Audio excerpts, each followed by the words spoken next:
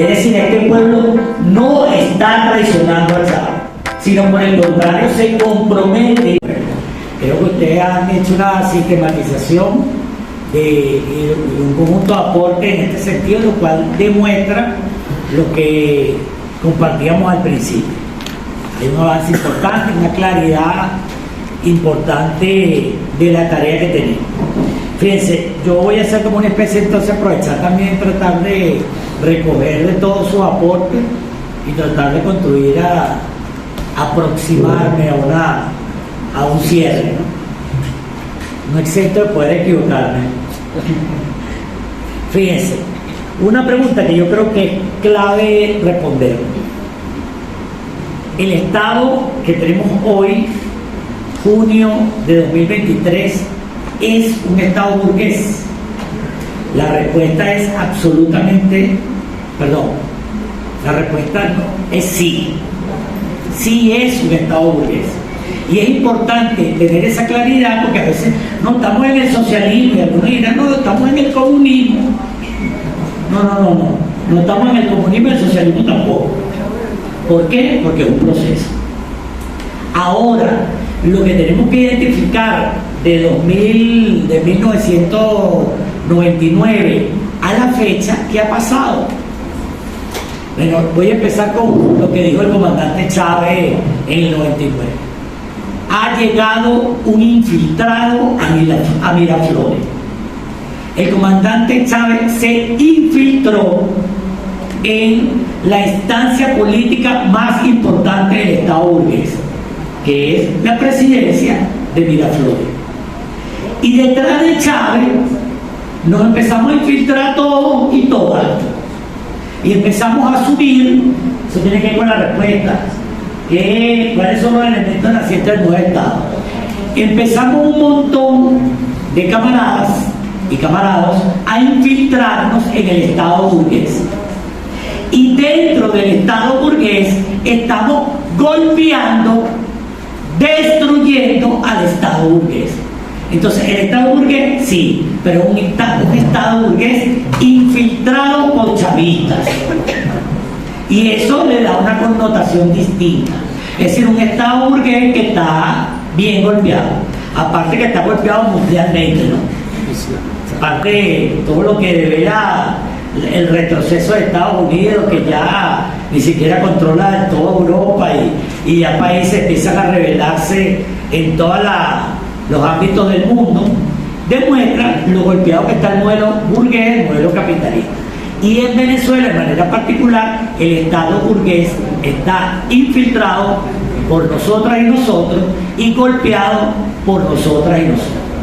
Y esos golpes han permitido, insisto, que haya arrancado el proceso de construcción del nuevo Estado, del Estado comunal, del Estado socialista. ¿Llegamos al socialismo? No, pero estamos avanzando. Y eso es lo importante, reconocer que estamos avanzando. Y ustedes ya han manifestado algunos elementos de ese avance. Entonces, importante para seguir avanzando y tratando de recoger un cierre de lo que ustedes han dicho.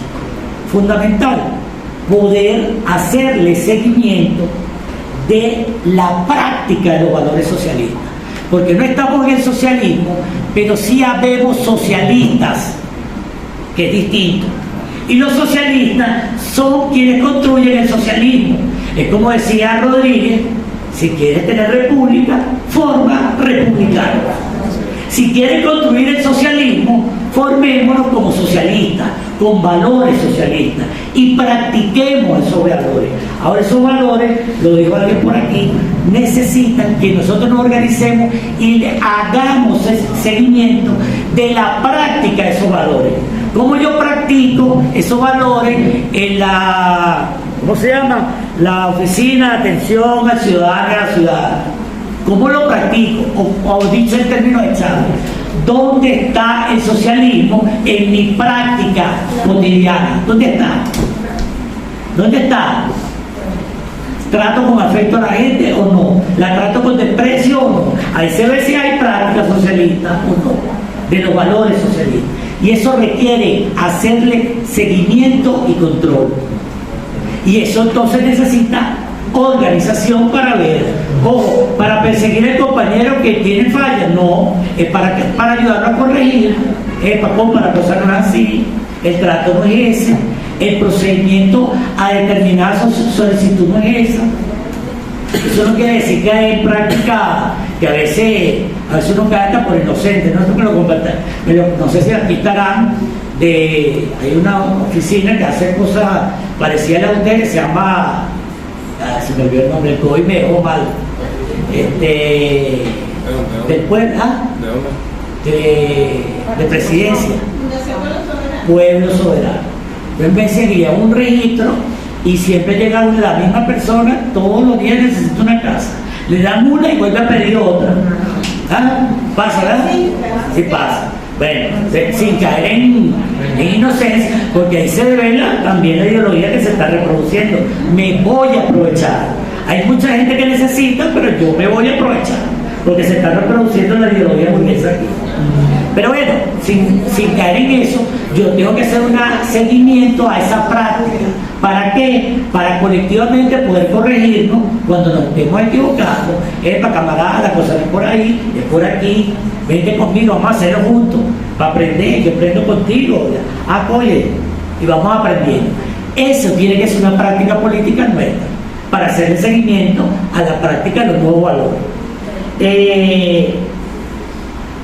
Bueno, el otro elemento importante, ustedes lo mencionaban, pero hay que estudiarlo, y la compañera lo decía. Hay un conjunto de categorías que la escuchamos y tal, yo lo hago con mi estudiante y le pregunto, ¿qué significa ese concepto? Pero nosotros tenemos que entender qué significa burocratismo, porque el burocratismo va en contra de los intereses del pueblo. Pero ¿qué significa tener una práctica burocrática o una práctica ineficiente? ¿Es lo mismo burocratismo que ineficiencia?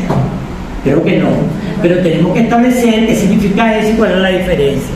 O como dice el presidente ahora, prácticas minimalistas. Yo, bueno, mínimo, porque bueno, me está pagando muy poquito, entonces yo hacer por ti lo mismo. O como yo la camarada, ese problema es tuyo.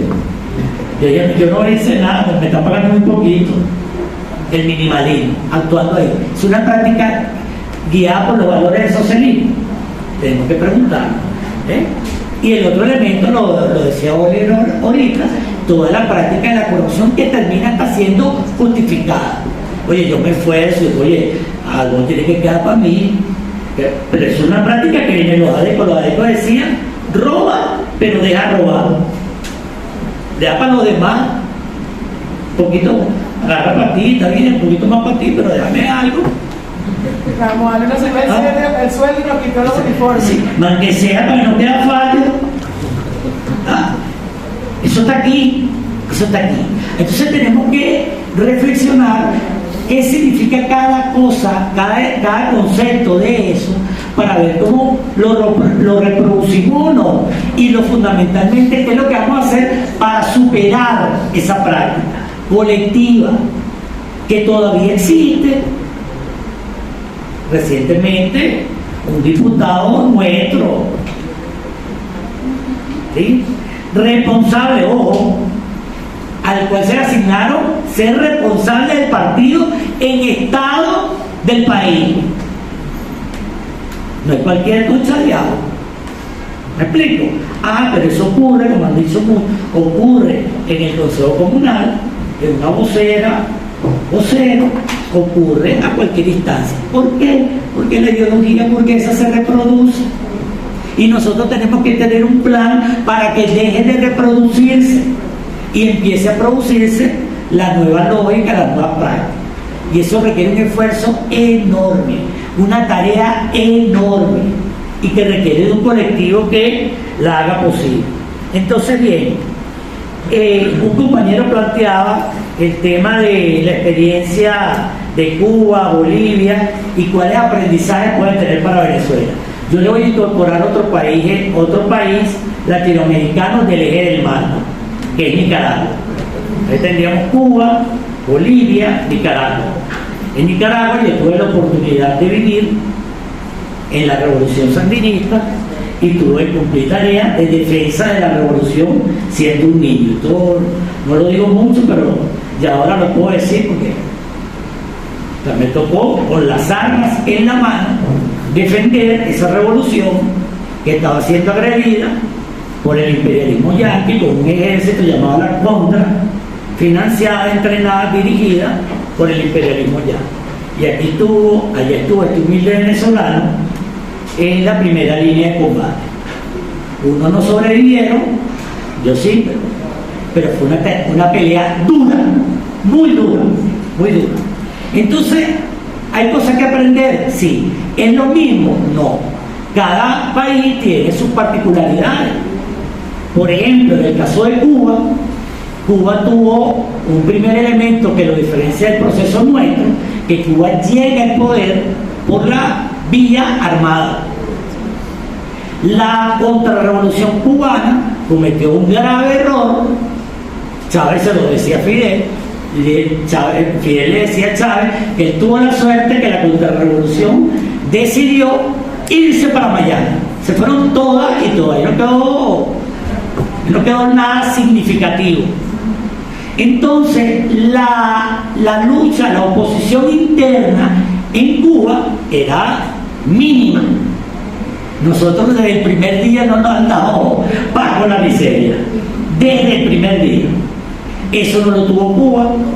Cuba tuvo en ese sentido una ventaja con nosotros, una dificultad, que se fueron todos los profesionales y no había cómo atender muchas tareas con el conocimiento necesario. Pasando que el comandante Ernesto Che Guevara, que era médico de profesión, tuvo que asumir tareas de economista. Hay un cuento que dice que no es muy cierto, pero lo dice de manera jocosa, que preguntaron que necesitaban un economista y levantó la mano. Pero fíjate, tú no eres médico, ¿no? Yo entendí que era comunista. No, era economista. Pero bueno, asumió la tarea porque se fueron, porque los que están formados para eso se fueron. A nosotros no nos ha pasado eso. Y pudimos en muy corto tiempo, con las misiones, parte de lo que hablábamos ahí, bueno, formar profesionales en cantidades industriales. A Cuba eso le costó más. Entonces cada proceso tiene sus particularidades.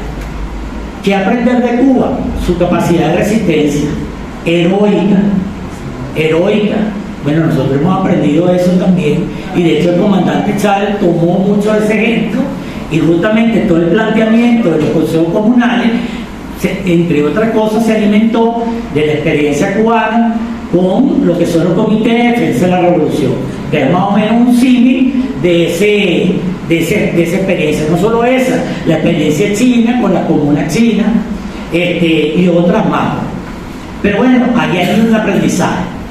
¿Ves? Pero Cuba, insisto, a diferencia nuestra, no tuvo esta, digamos, a lo interno una contrarrevolución que pusiera en riesgo el control del poder político. No lo hubo. ¿Ves? Y permitió incluso avanzar más en el terreno económico, o sea, en el control de la dirección de la economía. No es el caso nuestro, porque el modelo nuestro ha implicado otra forma de lucha. Cosa más o menos similar ocurre con Bolivia. Bolivia tiene una característica, incluso desde el punto de vista de ser un país pluricultural y pluriétnico, que le da una característica distinta a la venezolana. La inmensa mayoría de la población boliviana es una población indígena. ¿Ven? O sea, ahí eso le da una característica distinta a nuestro proceso. ¿Me explico? Y eso tiene unas implicaciones culturales que tienen un impacto en la manera como se relacionan, de las relaciones sociales que se establecen en Bolivia cotidianamente en el seno del pueblo y las que se dan en nuestro pueblo. ¿Ven? Entonces, eso es bueno, eso es malo, no, esa es la realidad. Esa es la realidad concreta. Ese pueblo le tocó desarrollar su proceso con una característica, y a nosotros nos toca con la nuestra, y con la nuestra estamos avanzando. Pero bueno, igual ocurre con el pueblo nicaragüense. Fíjense, con el pueblo nicaragüense un elemento importante, también pasó con el boliviano. El pueblo nicaragüense, en esa guerra que les comenté, que fue una guerra cruenta, o sea, eso era todos los días un lisiado muerto, todos los días. Era todos los días muriendo los hijos del pueblo. ¿Ves? Porque además no podíamos pasar la frontera a Honduras porque no, bueno, la posibilidad de una invasión directa norteamericana era enorme. Entonces era un tema de combatir y se replegaban hacia Honduras. Los países son pequeños, se replegaban hacia Honduras y uno no podía pasar la frontera a terminar de cumplir la tarea. Quiero decirle algo: la contrarrevolución jamás logró tomar militarmente un pueblo de Nicaragua. Pero la guerra fue tan cruenta, a pesar que militarmente estaban derrotados, la guerra fue tan cruenta, tantos muertos, tantas bajas, tantas afectaciones en la economía, que hacen unas elecciones, como aquí lo hacemos regularmente, y perdimos las elecciones en las urnas electorales. Por el desgaste, en mi opinión, por el desgaste de la guerra militar, los muertos, la destrucción total. Perdimos las elecciones. A pesar de eso, toma la derecha el poder y ese pueblo finalmente se recompone y logra recuperar el gobierno hace unos años, lo cual se ha mantenido por la vía electoral. Pero Nicaragua también llega por la vía armada, un 19 de julio de 1979. ¿Sí? La guerra hizo, la crueldad de la guerra hizo que se perdiera ese proceso en una coyuntura electoral. Y eso también tiene que ser aprendizaje para nosotros. Y hasta ahora nosotros hemos aguantado la crueldad de nuestra guerra, que no se ha convertido directamente en la armada propiamente, aunque se ha tenido episodios armados. O sea, más de 300 campesinos asesinados. Y asesinados por ser chavistas. Y en la guarimba asesinaron chavistas. Asesinados. O sea, y Butrón y la cosa que intentaron aquí en la frontera, ¿cómo que le dice la guerra del puente? Y los que intentaron entrar por Chuao. O sea, hay expresiones militares y hay asesinatos colectivos, selectivos. Asesinaron a Robert Cera, lo asesinaron a Otaiza, y la lista es larga. O sea, sí hay enfrentamientos de este tipo. Sin embargo, nosotros hemos logrado aguantar la guerra incluso en las coyunturas electorales. Y yo tengo la convicción que vamos a volver a vencer. Estoy convencido de eso. Pero bueno, hay experiencia, esos pueblos, el pueblo nicaragüense, que quiero decir, tiene una particularidad, por eso no podemos hacer de manera dogmática la relación. El pueblo nicaragüense en ese momento era el país más pobre, después de Nicaragua era Haití. En Nicaragua, en Managua, se lo estoy diciendo porque yo vivía ahí, ¿no? Siendo un chamaquito. Entonces, de hecho, a nos mandaron a recoger porque habíamos muchos niños en la guerra. Y entonces ahí no había registro civil, cédula. Entonces era, ¿qué edad tienes tú? 14, de baja por los convenios internacionales. Cuando me preguntaron a mí qué edad tengo, 16. Como no había cédula, les tocó creer y me quedé en la guerra. Pero tenía 14. Mi mamá estaba un poquito desesperada. Su muchachito, imagínate. Pero yo le dije, mamá, tú eres la culpable, enséñame a meter mi idea comunista. Y bueno, dijeron, cuenta con mi apoyo. Y no le quedó otra. Y hay que apoyarme, ¿no? No me enseñaron. Si no le cantaba la de Ali. Si no le cantaba la de Ali. Así es. Madre, déjame luchar. Y así fue.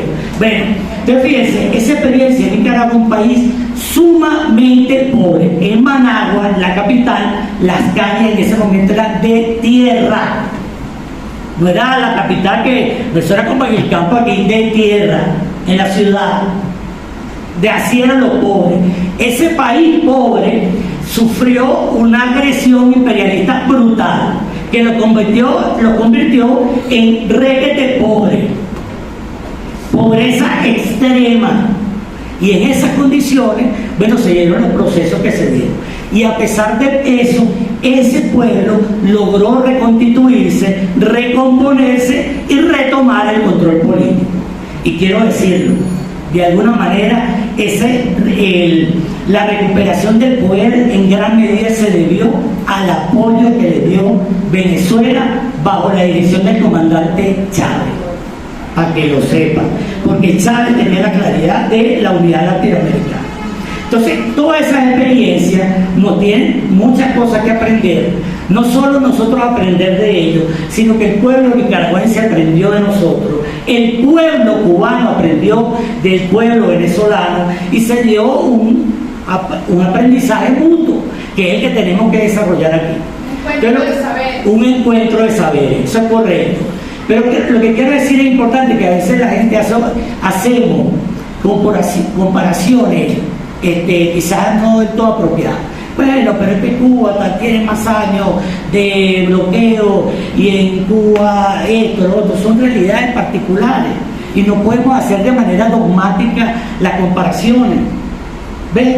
Porque los procesos organizativos han sido distintos, los avances y retrocesos tienen sus particularidades. Entonces yo creo que tenemos que ser autocríticos, insisto, con nuestra experiencia, pero también reconocer nuestras virtudes.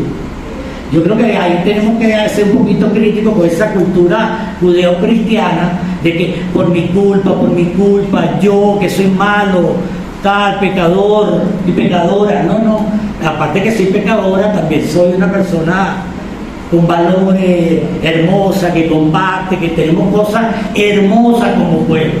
Y tenemos que reconocer esas cosas hermosas que tenemos como pueblo. ¿Ven?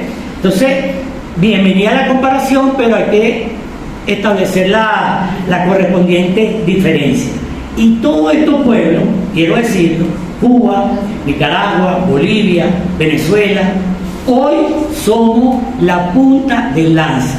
Nosotros estamos marcando la ruta del entierro para enterrar al capitalismo, como decía la canción de Ruperto de Ali Primera. Vamos a enterrar el capitalismo y al frente está Cuba, Venezuela, Nicaragua, Bolivia. Estamos al frente de ese combate. El referente no es Europa, ¿no? Somos nosotros como pueblo. Y bienvenido al pueblo obrero español en ese combate, el europeo y todo el mundo. Vengan para acá, pero la vanguardia somos nosotras y nosotros. Bien, otro elemento que creo que es importante lo que ustedes plantearon es hacer una diferenciación y tener la concepción de los conceptos entre reformismo y revolución. Hay un libro de Rosa Luxemburgo que se lo recomiendo, que tiene que ver con este tema. No toda acción que hagamos en nombre de lo nuevo es revolucionaria. Puede ser reformismo. Y el reformismo no es revolucionario. Con el reformismo no construimos Estado comunal ni Estado socialista. ¿De acuerdo? Y tenemos que revisar eso.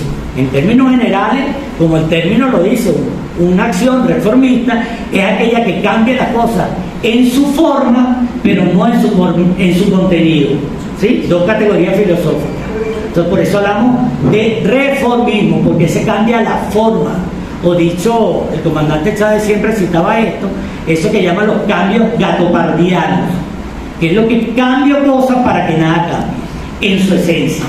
¿Ven? Y de lo que se trata que identifiquemos colectivamente cuáles son los cambios esenciales que debemos producir. Eso es lo revolucionario, eso es lo socialista. Entonces, bueno, es un tema que queda para el debate, porque ya estamos cerrando, pero para reflexiones colectivas. Y bueno, lo decía Chávez, por eso cuando ese cambio de reforma y revolución, nos preguntemos dónde está el socialismo. Si hay socialismo, entonces revolución. Si no hay socialismo, eso es reformismo y no sirve para lo que nos estamos proponiendo.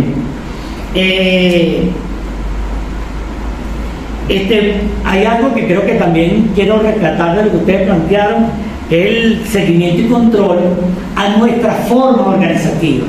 Y eso incluye seguimiento y control, si estamos construyendo el nuevo Estado, cuando hacemos esa estructura, ese seguimiento y control a la estructura, incluso a sus distintos niveles. Yo no tengo conflicto con eso de que si es vertical o horizontal. Yo creo que la realidad determina si la estructura es vertical o horizontal.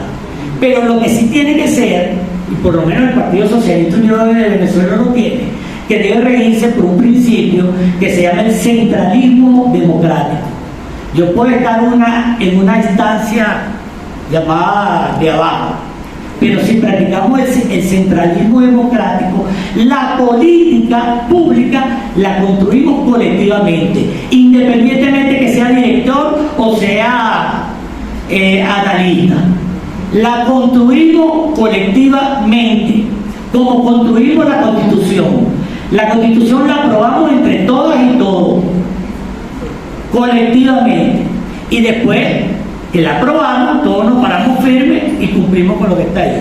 Y si a mí me toca una tarea de analista, hago la analista. Me toca la director, hago la director. Me toca la de viceministro, ministro, la trinchera que me coloque. A mí no me interesa el puesto, voy a cumplir. Lo que me interesa es cumplir mis tareas, ser útil, decía Bolívar. Otro elemento importante, bueno, niveles ok, niveles de, no sé qué puse aquí.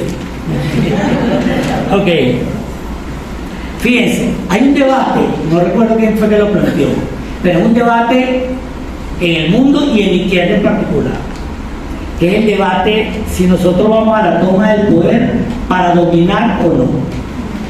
Esto es un viejo debate que se inició entre el socialismo utópico, el socialismo científico, el movimiento anarquista, el movimiento marxista, debatían esto. Y este debate sería hasta hace poco una expresión en América Latina, que lo planteó el movimiento zapatista. Y ese debate es bien importante y central. Yo le voy a dar mi opinión, pero está para debatirlo. Hay sectores de la izquierda que no están de acuerdo, pero yo tengo que dar la mía. Tengo que darle la mía.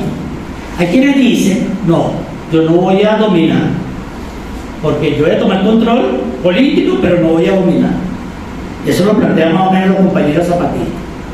Pero resulta, en mi opinión, como la ideología dominante es la ideología de la clase dominante, que es la burguesía, y esa ideología es dominante porque domina a los dominados y dominadas, es decir, opera aquí en los dominados y dominadas. La posibilidad de que eso pueda avanzar cuando tome el control político es que la clase que tome el control político tenga los instrumentos para poner en cintura a la burguesía, porque tiene elementos para recomponerse y lanzar un contraataque. Lo dije al principio de la intervención, ¿todos se acuerdan de eso? Bueno, yo estoy convencido que la única posibilidad es que la vanguardia revolucionaria construya los elementos que puedan impedir que la burguesía se recomponga.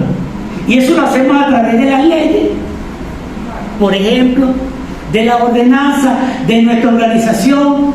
El camarada capitán de la Cabello en el Mazo decía, llegó en estos días pasados un sector de la derecha a meterse en La Vega, y esa vanguardia revolucionaria le dijo, te sales de aquí, no entra, tú no vas a desarrollar una política conspirativa contra esta revolución.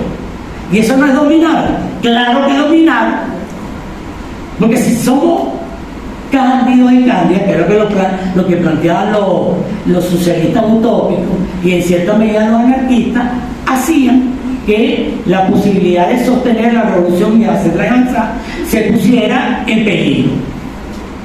Yo creo, honestamente, lo digo con el corazón en la mano, yo creo que nosotros no tenemos el derecho de hacer que se ponga en riesgo esta revolución.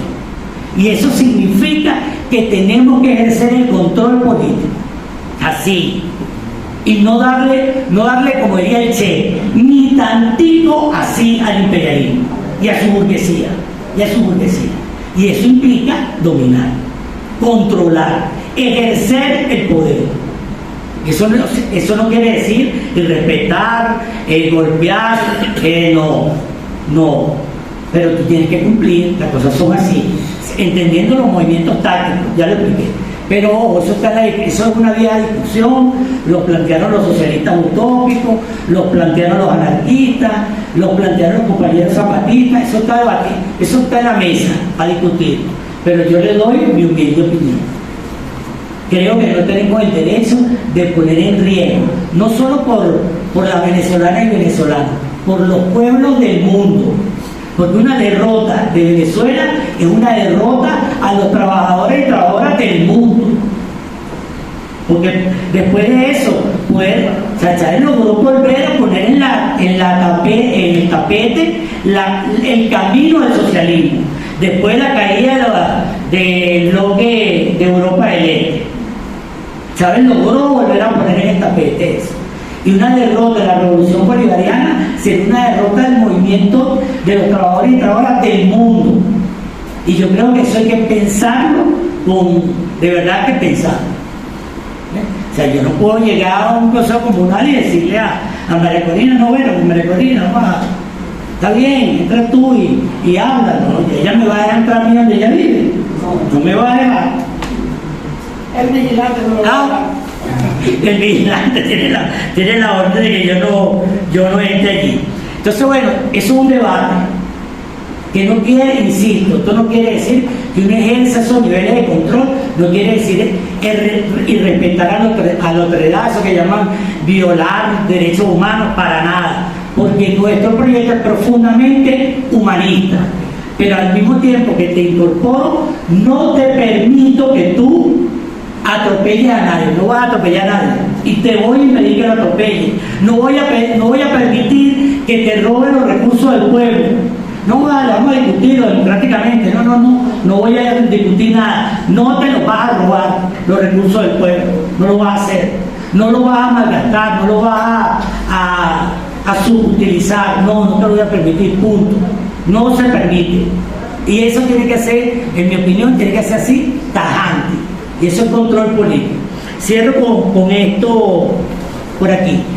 En mi opinión, cuáles son las tareas fundamentales del movimiento revolucionario y de los trabajadores y trabajadoras, en este caso de quienes trabajamos en el gobierno revolucionario. Nosotros, junto al resto del pueblo, tenemos, en mi opinión, tenemos que elevar nuestros niveles de organización. Y que, ejemplo, estas distintas instancias que aquí elaboran tienen que articularse. Si yo logro poderme llegar, yo que estoy en el área de educación, un caso que tiene que ver con energía eléctrica, ya yo estoy articulado con ella, y lo redirecciono y doy una solución eficiente a la necesidad del pueblo. Y si el caso tiene que ver con la institución que está allá, lo redirecciono y aprendo de su experiencia, cómo solucionaron los casos, etcétera, etcétera. O los casos son de salud y vemos cómo construimos una red para darle respuesta a las necesidades de nuestro pueblo y no resolver de manera individual. No, yo resuelvo nada más que en mi institución, porque yo soy institucionalista, yo no soy revolucionario. Es eso, por Dios.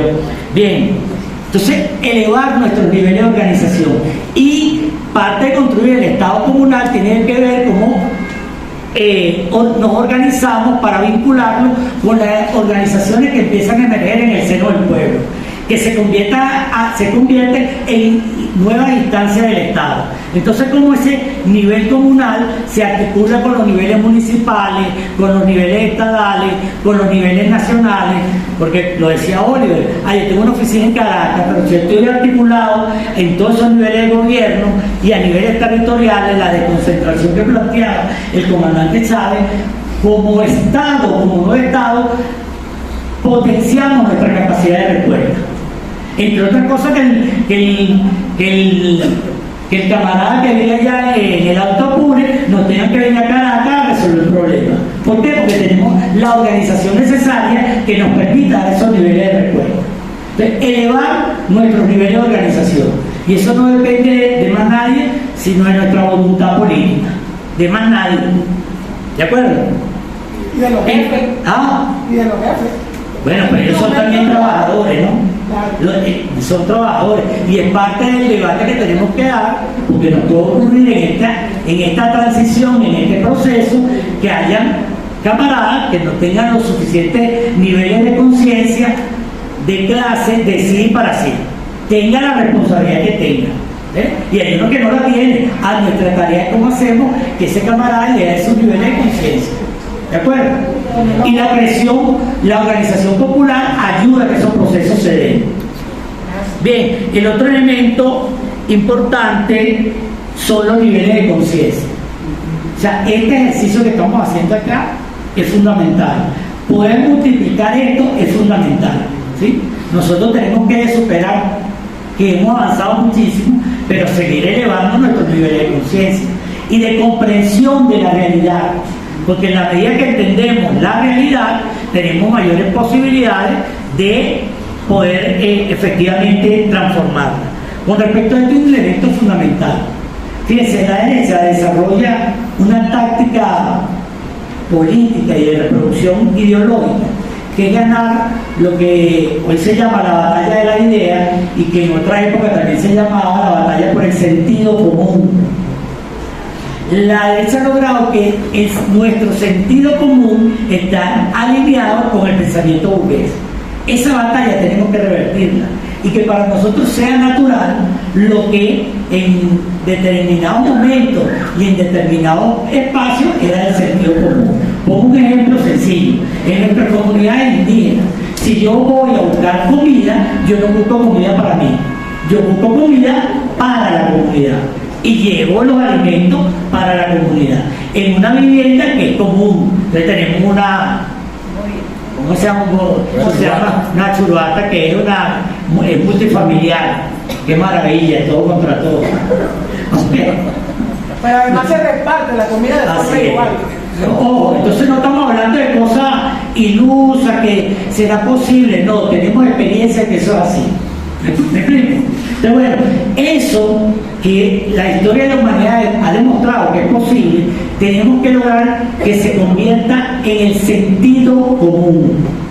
Que cuando tengo un recurso, entender que el sentido común me diga, esto no es mi recurso, que yo me debo, pues yo me esfuerzo mucho, que no sé qué, sino que es el recurso de la comunidad, ¿sí? De la comunidad, del país en términos de colectivo, incluso de pensarnos más allá de nuestra frontera.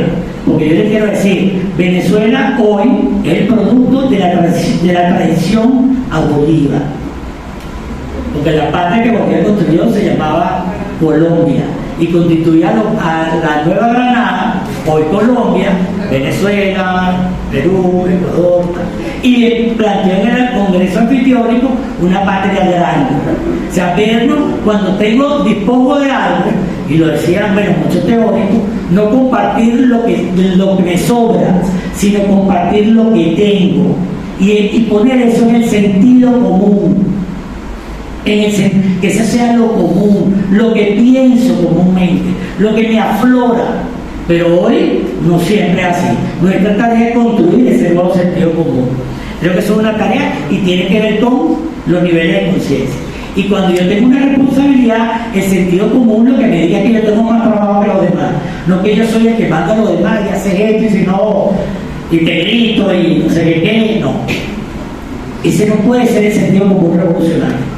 El sentido común es que yo tengo la tarea de organizar, de liderizar, pero ponerme al frente de la tarea y no convertirme en alguien que atropella, sojuzga al que yo digo que está debajo de mí. Es decir, lo que plantean, que también se lo recomiendo, leer las tesis de... se me olvidó, el COVID me dejó mal. La tesis... el de colonial, Enrique Dussel, correcto. Leer con lo que llama el poder obedencial. El poder obedencial. Mandar, obedecer. Eso tiene que ser nuestro sentido común. Pero bueno, hay que elevar los niveles de conciencia de todas y todos los trabajadores, independientemente de la responsabilidad que tengamos. Sea presidente, sea vicepresidenta, sea ministro, ministra, gobernador, gobernadora, alcalde, alcaldesa, vocera del Consejo Comunal, parlamentario, militante de la revolución, independientemente de la responsabilidad.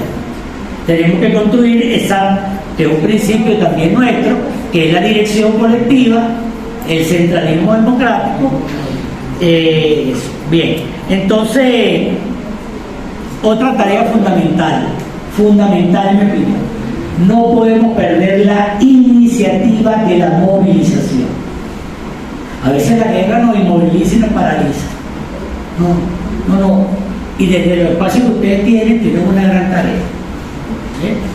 La movilización, movilizarnos, cuando digo movilizar, no me estoy refiriendo solo a la marcha y la cosa, no, eso hay que hacer, pero estoy diciendo movilizarnos en la construcción del nuevo Estado, y movilizarnos es ponerme mi puesto de trabajo, en mi trinchera, a cumplir mi tarea, en medio de las dificultades que sean, y aquí cito a Bolívar otra vez. Tenemos que ser las mujeres y los hombres de las dificultades y movilizarnos en esa tarea. No perder la iniciativa de la movilización. No voy a ir porque me ganar muy poquito, entonces no. Ahora es que más voy a movilizar. Y en la medida que me movilizamos vamos a superar estas contradicciones que tenemos hoy, estas dificultades que tenemos hoy. Eso es fundamental. Por otro lado, otra tarea importante, lo plantearon uno de ustedes, la tarea de la agitación y la propaganda, que tiene que ver también con la batalla de las ideas. O sea, el imperialismo y la burguesía tienen que saber que nosotras y nosotros estamos como pueblo movilizado, cumpliendo nuestras tareas, dando respuesta en medio de las grandes dificultades. Cuando nosotros observamos, lo voy a decir yo del sector universitario, el presidente dijo, todo chamo que egrese de la educación secundaria tiene garantizado su ingreso a la universidad. Y eso es un gran desafío, porque ¿sabe qué significa que esa cantidad de chamos y chamas ingresen a la universidad? Más docentes. En las condiciones que tenemos hoy. Ser docente hoy no es fácil. Se lo más seguro. Bueno, usted es profesor de carrera, ¿no? Ganó 130. No es fácil. Bueno, pero si yo le cumplo a mi país y a mi programa político y de garantizar a esos chavos y esos chavos el derecho a la educación, yo de esa trinchera estoy golpeando el imperialismo. ¿Por qué? Porque si ese chamo no entra a la universidad, ese chamo se va a sentir desanimado, frustrado, frustrada, y va a decir que es culpa de quién, que es culpa de Chávez y culpa de Maduro. No va a decir que es culpa mía, va a decir que es Chávez y Maduro. Si yo garantizo su ingreso, ese chavo va a tener un proyecto de vida, una expectativa de vida, una reconexión con nuestro proyecto político histórico, no un rechazo a priori. No quiere decir que esto sea todo, ojo. ¿Sí? Pero esto contribuye el que demos respuesta a que no se incremente la desesperanza. Y nuestra tarea política hoy es contribuir a fortalecer la esperanza, a derrotar la desesperanza. Y si todas y todos cumplimos nuestra tarea en nuestro puesto de combate, estamos derrotando la desesperanza. Si ella va a la vicepresidencia, obtengan la orientación que requieren de la vicepresidencia. Si van a Corpoelec, tengan la respuesta que necesitan de Corpoelec. Así sea, camarada, aguántese un poquito sin luz, porque tenemos estas dificultades, explicamos la situación, ¿eh? Y decimos, vamos a construir las soluciones en estos términos. La tendencia nos dice, la meta nos dice que la vamos a poder resolver en tal, hablar con la verdad. Lo decía Fidel, la verdad es revolucionaria. La verdad es revolucionaria. Pero para poder decir la verdad, tengo que formarme para saber cuál es la verdad. Porque si yo traigo un área y no sé nada, ¿qué puedo responder? Cualquier disparate. Cualquier disparate respondo. Pero si me formo, me educo, me preparo, bueno, tengo capacidad para dar las respuestas adecuadas y explicar cómo vamos a resolver, en cuánto tiempo. Ahí hay que aprender mucho de los chinos. Los chinos se plantean un proyecto de 50, 100 años y lo han logrado. Cuando Mao Zedong llegó al poder en China, Recuérdense que es el país con la población más grande del mundo. Y la cantidad de pobres, la hambruna que había en China era horrible, terrible. La cantidad de gente que se moría de hambre, literalmente. Bueno, hoy ese país, el más poblado del mundo, acabó con la pobreza extrema. Y hay unos avances importantes. Hay gente que debate, que se China no, es socialista, no es. Eso es todo un debate, en mi opinión, subalterno. Lo concreto es que ese país, el más grande del mundo, ha resuelto el problema del hambre. Con una política económica que le ha permitido eso. ¿Eso ha sido para que se hagan más ricos los ricos? No. Ha permitido resolver, se plantearon ese objetivo. Y mientras tanto, en la transición se hicieron un planteamiento en lo económico, dos Chinas, dos modelos económicos. En la transición, bajo la dirección del Partido Comunista Chino. Bueno, hay que estudiar también esa experiencia. ¿De acuerdo? Entonces, yo creo que eso es fundamental, el tema el tema de la propaganda, de la agitación. ¿Por qué? Porque nosotros tenemos que convertir desde nuestro pueblo de nuestro trabajo, agitar con nuestro ejemplo, porque no se trata de discurso vacío, pero también dar a conocer los logros que hemos tenido, no solo para avanzar, sino para resistir. O sea, decir que cualquier joven en Venezuela tiene garantizado el derecho a la educación, eso es en Venezuela, ¿vale? Y en Cuba, y en Bolivia, y en Nicaragua, pero no los restos del pueblo del mundo, los jóvenes no pueden decir eso. Es más, los chamos nuestros que están afuera están buscando que les permita que estudiar desde allá en universidades venezolanas, porque las de allá no las pueden pagar. No las pueden pagar. ¿Ves? Entonces, tenemos todos nuestros logros, tenemos que tener una fuerte capacidad de divulgarla, de darlas a conocer, porque se convierten en elementos moralizantes que construyen esperanza en las distintas áreas. Es más, demostrar, explicar, sistematizar cómo hemos logrado resistir y divulgar cómo lo hicimos, cómo lo estamos haciendo. Eso es moralizante para los pueblos del mundo. ¿De acuerdo? Entonces creo que el tema de la agitación y la propaganda juega un papel importante. Y eso no es una tarea de la camarada Tania Díaz, es una tarea del colectivo, de todas y todos. El otro elemento, y con esto cierro, que creo que es importante, es apropiarnos de nuestro programa histórico. Nuestro programa histórico hoy se sintetiza, como lo hemos mencionado, en la Constitución. Creo que una compañera preguntó quién lee. Bueno, la tarea de la vanguardia es leer. Es así. Eso cansa, pero hay que hacerlo. Leer, y nuestro programa histórico parte de la Constitución, sin los gazapos, el plan de la patria, las leyes del poder popular.